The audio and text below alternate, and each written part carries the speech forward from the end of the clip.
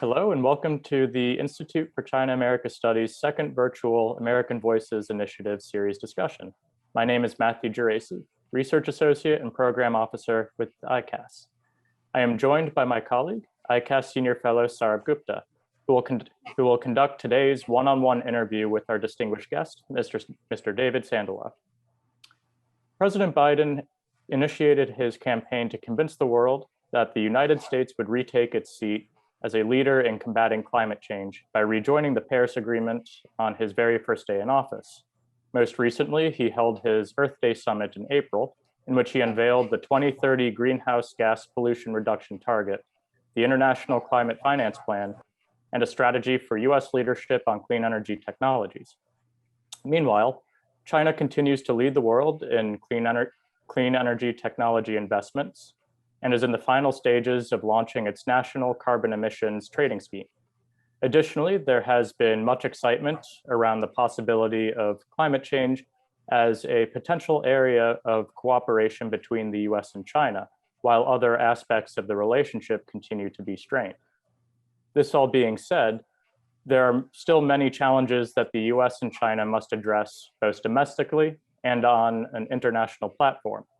For instance, the global community remains ambivalent as to whether the United States can be a reliable partner, or if another shift in presidency would simply reverse course again. For its part, China's nationally determined contributions are viewed as lukewarm by those who argue that it is unfair for China to cling to its status as a developing country, given the massive size of its economy and greenhouse gas emissions. And as far as US-China cooperation in climate change goes, prevailing security concerns and technology competition, in addition to political frictions, could severely limit meaningful engagement between the two countries in this area. On this note, I am pleased to introduce our distinguished guest, Mr. David Sandalow, the Inaugural Fellow at the Center on Global Energy Policy and co-director of the Energy and Environment Concentration at the School of International and Public Affairs at Columbia University. He founded and directs the center's U.S. China program and is the author of the Guide to Chinese Climate Policy. Mr. Sandalow has served in senior positions at the White House, the State Department, and the U.S. Department of Energy. He writes and speaks widely on climate change and energy policy. As we approach COP26 this November in Glasgow, the questions discussed today will only become more pertinent. So on behalf of ICAS, we are honored to have you today. Thank you for joining us. Saurabh, take it away. Thanks, Matt. And thank you to you, Mr. Sandalow, for setting time within your busy schedule to speak to us. It is a pleasure to have you with us discussing US and China and climate change in perhaps one of the most important years to discuss this topic. So let's get down to it right away. Well, thank you, Saurabh. Appreciate you having me. Thank you to you, to Matthew, and to the Institute for China-America Studies for this series. You're most welcome. US and China relations are obviously not in a good place. They've not been in a good place for a while. Can you tell us, in the context of the larger US-China relationship, where the climate change issue stands at this point of time? I think that it's still in process now. The relations between the US and China are in many ways at their worst point in almost half a century, really since the normalization of relations process began in the 1970s. The bitterness and discord between the two countries' governments is very, very high, as everyone listening here, I suspect, knows well. Within that kind of broad set of disagreements, there are some areas where the two countries can at least potentially work together, where they have common interests. And I think one area that often rises to the top of the list in suggestions is climate change. And there have been some initial efforts on the part of the two countries to work together on climate change since the Biden administration took office in January. Initially, Secretary John Kerry, who's the U.S. Special Climate Envoy, made a very strong statement that the US government would like to cooperate with the Chinese government on climate change. But it was important that it not be seen as an issue where cooperation on climate change could be traded off against other issues, and that climate change needed to stand on its own as an area where the two countries could work together. Within about a week of that happening, spokesperson for the Chinese Ministry of Foreign Affairs said, yeah, we'd like to cooperate on climate change, but this needs to be part of the broader bilateral relationship, and every issue is linked. So the two countries were expressing exactly opposite views about how to work together. Well, there appears to have been at least progress in addressing that disagreement, because April, senior officials from both countries, at the top level on climate change met in Shanghai. Secretary John Kerry for the United States and Minister Shi Zhenhua for China. And with their teams agreed on a joint statement on cooperating on climate change, which expressed the determination of both countries to do that, some specific ideas about how to do that, and a willingness to work together. So that seems to be some progress. They've also indicated that there have been a number of conversations, at working levels between the two governments on climate change. So there does seem to be some progress. Exactly what will come of that is yet to be determined. Just one other point on this.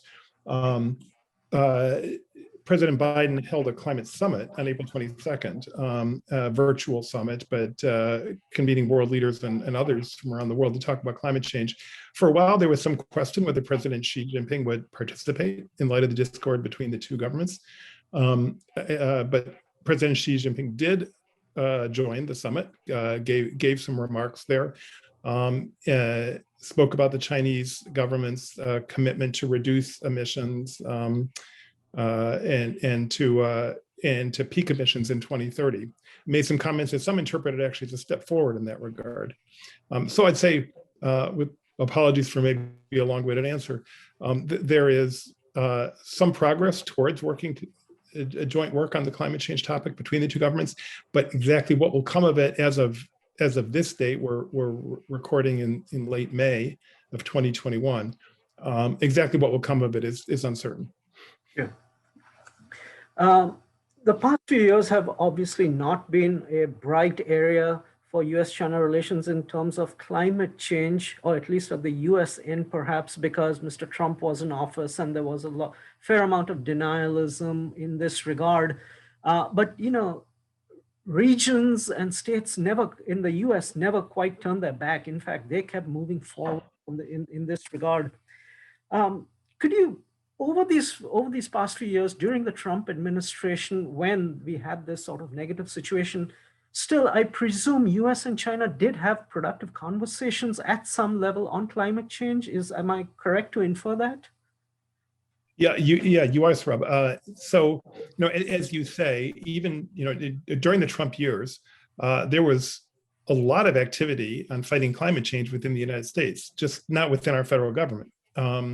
And for those Chinese listeners or viewers here, I think it's important to emphasize that in the United States, the relationship between our federal government and our state government is very different than the relationship between the Beijing central government and the Beijing provincial governments. In the United States, our state governments are they're independent, politically independent of our federal government. They're often run by officials from different political parties who have very different views, actually. And so even during the Trump years, when our federal government was denying the science of climate change, we had state governments in some of our largest states, including California and New York, who were very active on the climate change issue. And there was cooperation with the Chinese government, particularly the state of California was active in that regard. And other state governments as well. Cooperative programs on things like emissions trading and air pollution reduction related topics. And then there was also cooperation in other sectors, in the business sector, where there'd be strong ties, including in clean energy businesses, financial firms, And then academic and professional exchange is the type that I've been involved in. At Columbia University, we have partnerships with Renmin University, for example, in Beijing, and with Tsinghua University, and others working on these issues and are regularly involved in academic exchanges. And those continued, in fact, in some ways they deepened during the Trump administration. Yeah, indeed, because, I was just sitting in a meeting, I think it was the Berkeley Climate Change Institute, and I saw a graph of how incredible California has been in terms of wind and solar, the amount of generation from wind and solar. I mean, dramatic increase over the last 10 years or the last 15 years. So, of course, I know they've been moving forward tremendously.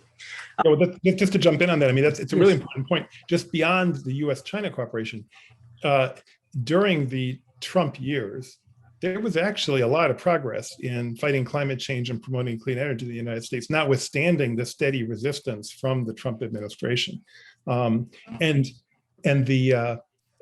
the clean energy innovation agenda, which is something that is really important for fighting climate change, was one that won broad bipartisan support. Every year, the Trump administration proposed cutting budgets for clean energy innovation in our federal budget. And every year, Congress rejected those budget cuts. So kind of surprisingly, at the end of the Trump administration, as a result of congressional action, the budgets for clean energy innovation were actually higher than they had been at the end of the Obama administration. So, and that's just because there's such broad bipartisan support for basic clean energy innovation. And that's great to hear, absolutely. Looking ahead, in terms, now, of course, Mr. Biden is in, and hopefully climate can be an area on which the two cooperate. In this regard, what would your recommendations be to senior leaders in terms of what are some important big steps that both sides can take forward, going forward in the next short term, I'd say the next 2-3 years?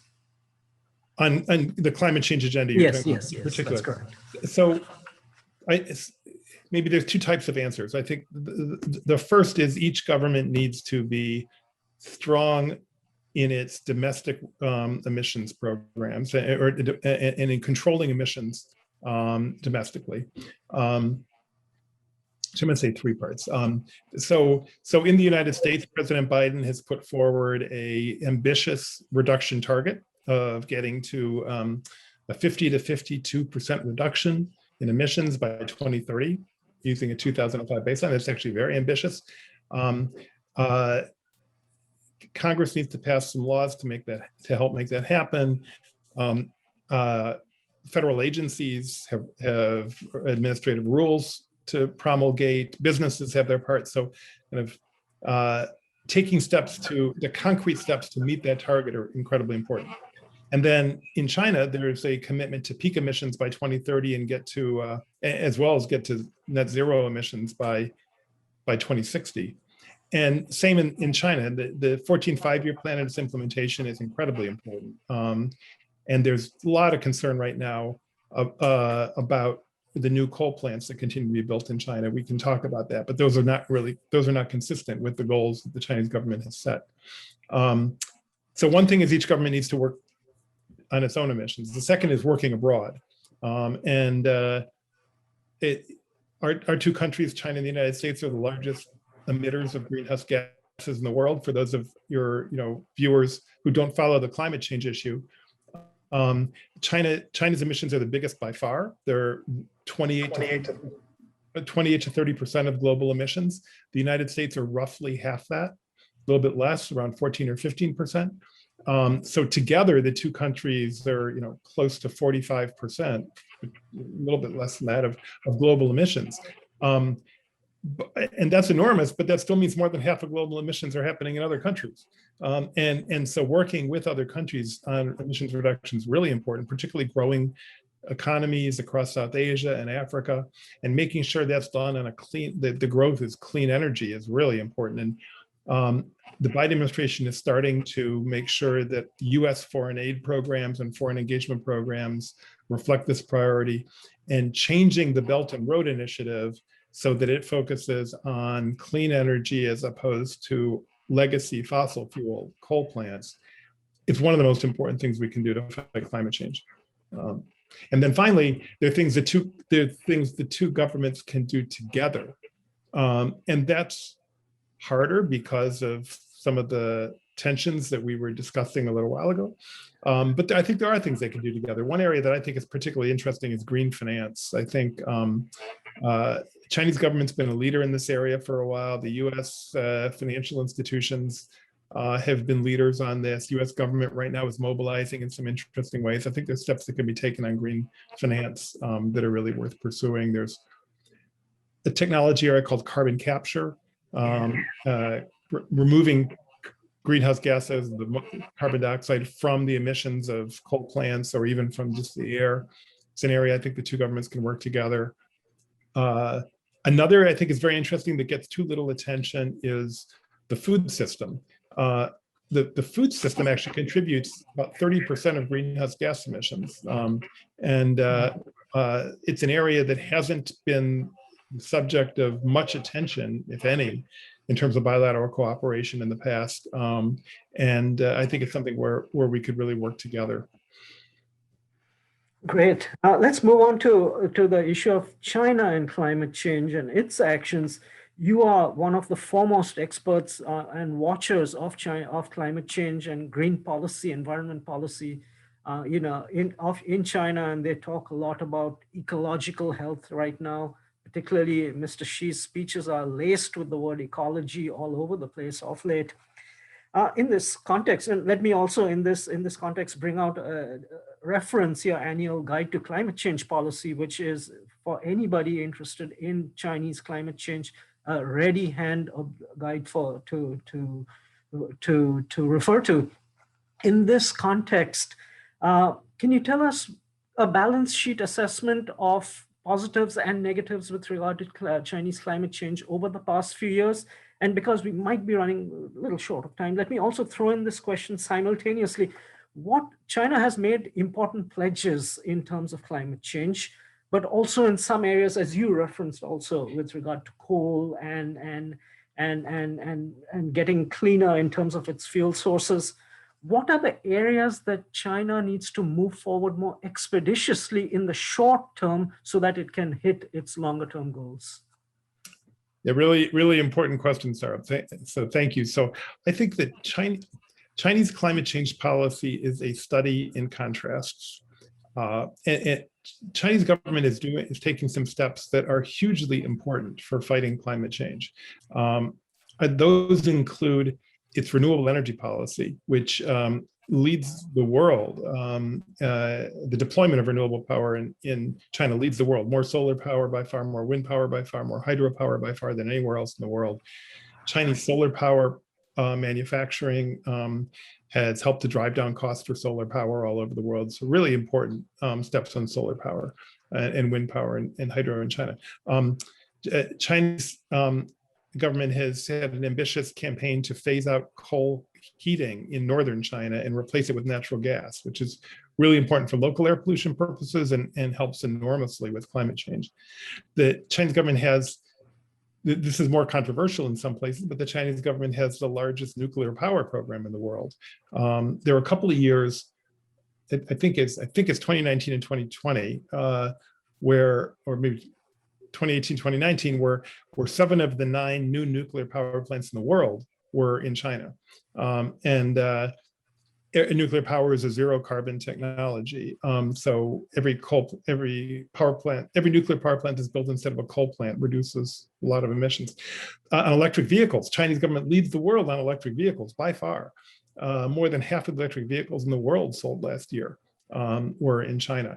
And the list goes on. There's a number of clean energy technologies that will, in addition, the Chinese government is launching the world's largest emissions trading program for carbon dioxide. And for American viewers, one thing I'd highlight is there are no known climate change deniers in the Chinese government. In the U.S. government, we even had a president who was denied the science of climate change, and we've got a number of politicians, prominent politicians, who do that. In the Chinese government, there is complete acceptance of the basic science of climate change, no lack of belief in science. it doesn't mean that fighting climate change is the top priority. It isn't. There are other priorities, but it's a threat, understood to be a threat. And by the way, one of the major threats associated with climate change is sea level rise. And the east coast of China up against the Pacific Ocean in China is one of the most densely populated places on the planet. There are literally hundreds of millions of people at risk from sea level rise on the east coast of China. So it's a very serious threat to China, and they're taking it. There are a number of policies that are doing a lot to fight it. That's the good news. The bad news is China is deeply dependent on coal-fired power and coal power in its industrial sector. Coal is plentiful and cheap in China. And the steps that have been taken to reduce it so far, although there's some progress, they're just not nearly as serious as is needed for the world to hit its climate change targets. And even as the Chinese government was announcing ambitious goals for reducing emissions in the long term, the Chinese government has been approving new coal-fired power plants at a very fast pace. In 2020, I think 2/3 of the new coal plants in the world were in China.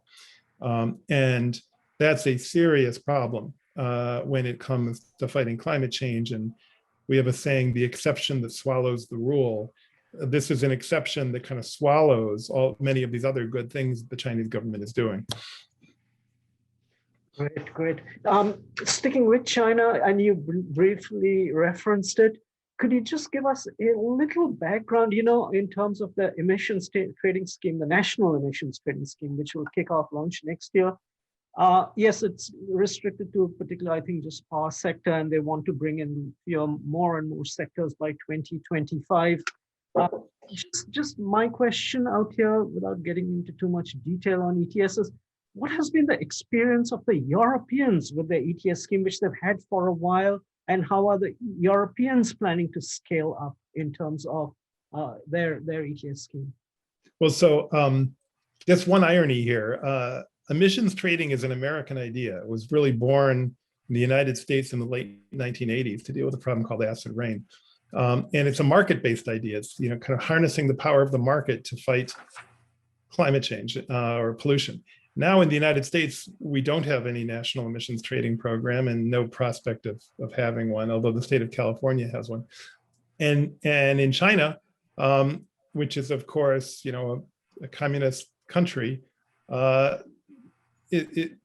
government's launching the largest emissions trading program in the world, and a market-based scheme. That program has been very slow to launch. It was actually first announced, I think, in 2015 by President Xi Jinping with President Barack Obama. And there's still a lot of question about how serious it's going to be and whether it's going to be a material constraint on emissions. Emissions trading requires a lot of data collection, a lot of administrative mechanisms, relationships with other policies that can be complicated. So it's been very slow to launch in China, but it is in the process of being launched. I think there's some possibility it will help to control emissions in the years ahead. We'll just have to see.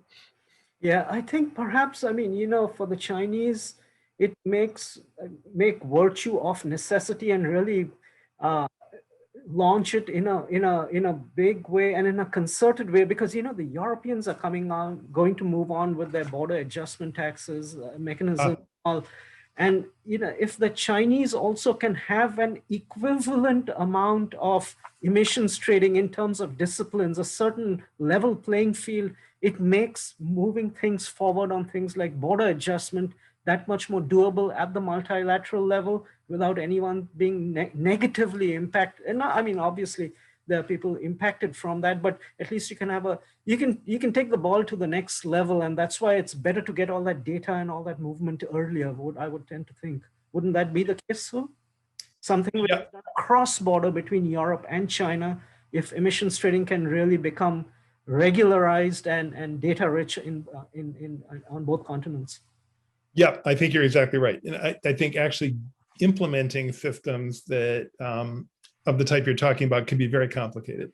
But you're absolutely right. And And you mentioned border tax adjustments. That's a really important topic, by the way, in the area of climate change. And the basic idea of border tax adjustments is countries would impose tariffs on goods that come in from countries that aren't imposing adequate climate change regulations to make sure that domestic industries aren't disadvantaged because they are subject to climate change regulations. The European, as of this date, the European Union is moving forward with at least serious discussion. And I think there's a real possibility that there's going to be some type of border tax adjustment. And that's going to be a very significant issue in dialogue with both China and the United States. Yeah. I'll get to those questions, and when I come to the multilateral section, before that, let me just jump to US and climate change, particularly President Biden and climate change, President Biden has been very active in terms of moving very early on this front, and this is obviously very, very creditable. Could you give us just an assessment in terms of where Mr. Biden is in context of the broader infrastructure plan that he has as to the emphasis on climate change? What are the lines of effort, and a little bit about the technological underpinning of things like carbon capture and sequestration? So there's never been a US administration more deeply committed to fighting climate change than the Biden administration. And both President Obama and President Clinton, and even the first President Bush, I think, were pretty, took some significant steps in fighting climate change. But the, and actually in his second term, the second President Bush took some steps as well. But the Biden administration has taken a whole of government approach with very active leadership from the president, from his appointees, including Secretary John Kerry, who I've already spoken about, including Gina McCarthy, who's the president's special climate advisor in the White House, and a range of others, really important officials. And the infrastructure plan, which you mentioned, which the president has proposed, has the biggest investments in clean energy technologies and fighting climate change that the U.S. Has ever made. It's, as we speak, it's not law. It's subject to some intense negotiations. We'll see what happens. But the Biden administration is making the clean energy transition central to its policies, including its infrastructure plan, including its budget, and much more. And you asked about carbon capture. Really important technology. The cost of carbon capture has come down much more slowly than the cost of solar and wind power. Solar and wind power are just getting remarkably cheap. Solar power is about 10% the cost of what it was a decade or so ago. They've been much less success at this date in bringing down the cost of carbon capture, partly because it just haven't been deployed enough.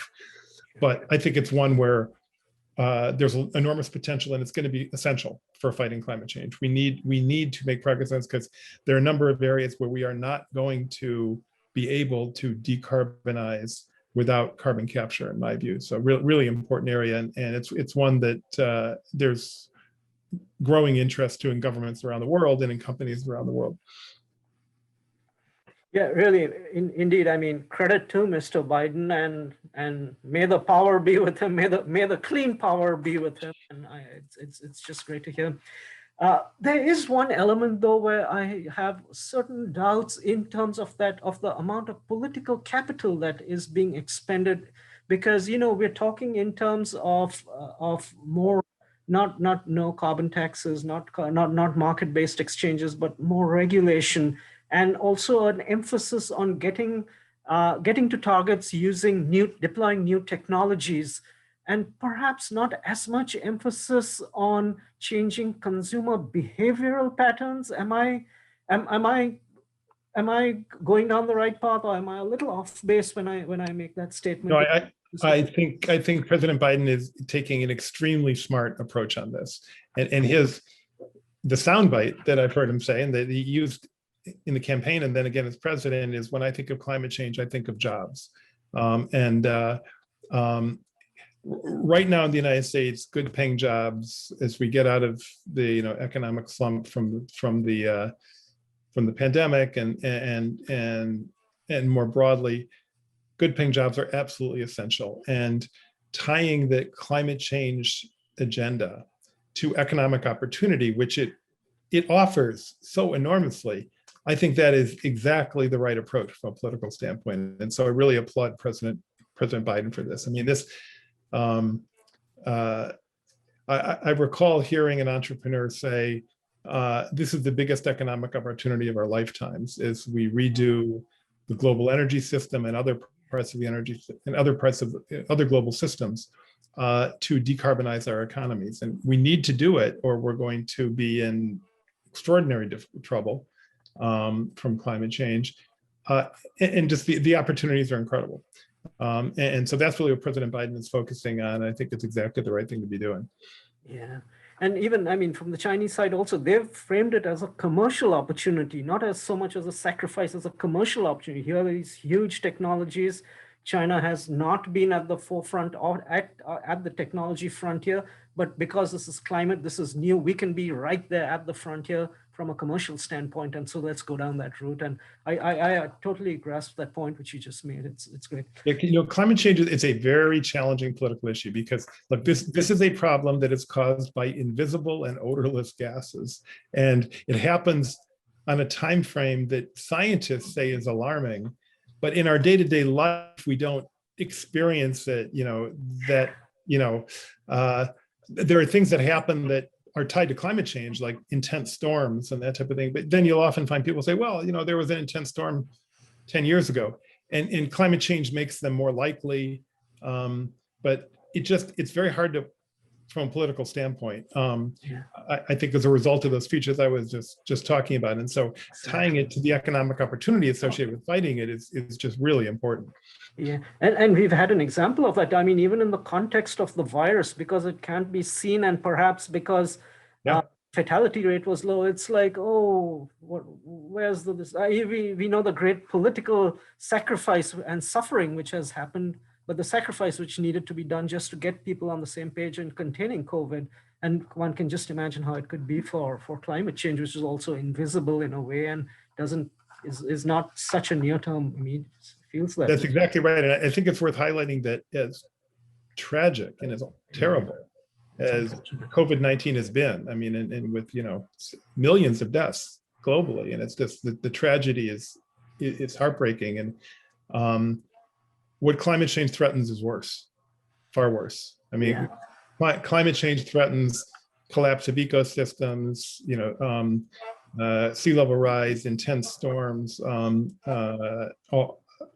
disruptions to our planet, literally unknown since humans started walking the earth. For those reviewers who don't follow this, the concentration of heat trapping gases in the atmosphere is higher than it has been since the human race first evolved. So, several hundred, and it's climbing. Despite all the measures that are being taken, that concentration continues to climb. So we are threatening some significant disruptions to the natural systems that we all depend on. And it's really the potential consequences are very, very serious. Let me dive in. I know I've detained you for a long time. Let me dive into the final section of this discussion, which relates to the multilateral dimension of climate change. Just if you could briefly tell us, what is your takeaways with regard to the Earth Day Summit, which Mr. Biden called, and what do you feel are steps that need to be taken going into COP26 in Glasgow in November? I thought that event was was very impressive and quite a success. You're talking about the summit that President Biden convened on April 22nd on Earth Day, and it was, for me, I had the privilege of it was really interesting to see because I had the great privilege of working in the White House for a number of years, the National Security Council staff, and this just highlighted for me the impressive convening power of the U.S. president. When the U.S. president calls a meeting, who shows up? You get 40 heads of state from the world's largest emitters representing 80% of global emissions or more, I think. You get the heads of the largest companies and some of the largest companies in the world, the largest financial institutions, some of the world's richest people, thought leaders from all kinds of areas. And each one of, when somebody like that comes to one of these summits to speak, they've been supported by dozens, if not hundreds of people in their organizations who are trying to make them look good and make sure they do something significant. So the US president had this ability to kind of mobilize the world. And there was some significant steps forward in this summit by several countries, Yes. Japan, South Korea, others and the US who announced significant steps. At the same time, I think there was a subtext running throughout the summit, which I think Matt Geraci mentioned in the lead-in here to this, which is everybody knows that under the U.S. political system, president's only around for 4 years, and so it was incredible how many people said we're so thrilled to see the United States back in the fight. In the Trump administration, the U.S. left the fight, just walked away from the fight on this incredibly important global issue, and everybody said we're so thrilled to see you back here. But I think there's an obvious awareness that our political system, it might not be long term. So that's just the reality of the way U.S. politics works. Let me extend that point which you just made to and frame this question a little more broadly in terms of, yes, the only thing which holds countries to their nationally determined contributions is peer pressure, frankly, at this point of time. Do you think, given the gravity of the climate change crisis, that certain degree of enforceability can also be brought within the framework of the multilateral climate change negotiations? I think that border tax adjustments are one way of imposing kind of enforceability, or a form of enforceability. And I think that we're going to see a trend towards that. And I think we're going to see some of the first serious efforts on that in the years ahead, I expect. There's some issues involving trade laws and making those consistent with trade laws. And I think there's some different views on that. But I think that's probably the best tool for enforceability of these issues. One related point, it's not quite what you're asking, but I think it's interesting, is that the technologies for monitoring emissions globally are becoming much better, particularly from satellites. And for much of the history of the climate change negotiations, we've relied upon national self-reporting of emissions, which is obviously subject to error. But increasingly, satellites can measure reasonably accurately greenhouse gas emissions. And we're not quite there yet in terms of being able to do it on a national basis, but real time. But I think in the years ahead, may well have that capability. So that's will be an interesting change in the dynamic once you can have verification of a nation's emissions through external technical means. This is the final question, but a little bit of a dense question, perhaps. You talked about the border. Discussed about the border adjustment mechanism, and of course, the Europeans are now going to make this a reality. It's part of the EU's 7-year plan, and they want to force a new reality because things are just not moving fast enough. And the trading arena is also beginning to adjust in this front. I think there was a draft resolution in terms of if countries do not enforce the existing climate change standards, then that could perhaps be treated as a countervailable subsidy. And the anti-dumping, measures could be imposed. Also, the WTO talks about exhaustible resources and gives countries space and how it goes about treating it. And of course, we're treating border adjustment mechanisms, which can be treated to some extent as an upstream value-added taxes, and value-added taxes are perfectly legitimate within the WTO framework, so they can be mainstreamed. And I think that's great that these ideas are floating around out there. Now, my question to you, let me frame it personally. I'm from India. I'm from a developing country, and a developing country often looks through this prism that, it's production-based emissions which are always under the scanner, and there economies are more production-centered, while Western economies or developed country economies are more consumption-centered. Is there any possibility in this WTO, in the multilateral climate change context, that consumption-based accounting can also be brought in at a later point of time in terms of as part of targets that people should that countries should embrace? And I speak in terms of, at this point in time, China, its production-based emissions exceed its consumption-based emissions. That may not be the case 15 years later. And therefore also bringing those disciplines upon a country like China, which is at the transitional stage. What are your views in this regard? Really interesting points. I have not seen significant motion towards, as you say, consumption-based accounting within the multilateral system. I think there's some significant conceptual problems in doing that. For just one of them, for example, when you have some component that is made, let's just say it's made in India, then it's shipped to Malaysia to be put into a component, which is then shipped to, Vietnam, and then to the United States for final consumption, or, is where do the emissions get reflected in which of those countries along the chain? And then attributing